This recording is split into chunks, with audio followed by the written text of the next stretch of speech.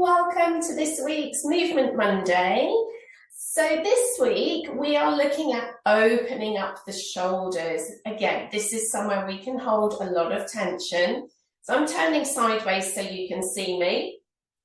So again, find yourself a comfortable sitting position. You could be sitting on a stool, on the floor. You can also practice this standing. So as always, we want to start with feeling grounded. Let the hips drop down, the spine lengthen up. And the first stage is we're going to take the hands onto the back of the hips, the small of the back, whatever works for you. And as you exhale, we're going to try and take the elbows towards each other and release as you breathe in. So this is our first stage. A bit like flapping your wings,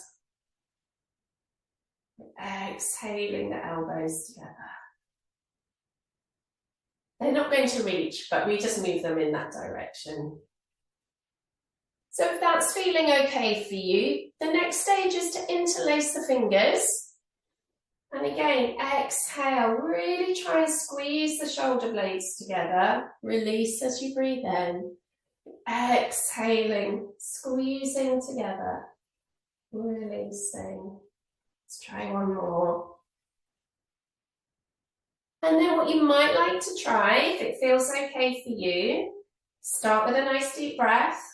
Going to exhale, squeeze the shoulders together, and then see if you can start to take the hands away from the back. Breathe in. Exhale, releasing all the way, relax the shoulders. Deep breath in. Exhale, squeeze the shoulders, start to take the hands away. One more deep breath in. Exhale, releasing. We'll try that once more. So shoulders back. And then start to take the hands away, but keep squeezing those shoulder blades together. And then if this is comfortable, you can see if you can start to lift the hands even further away. So you get that lovely stretch in the front of the shoulders. Let's take one more breath. Releasing down, undo the fingers. Lovely.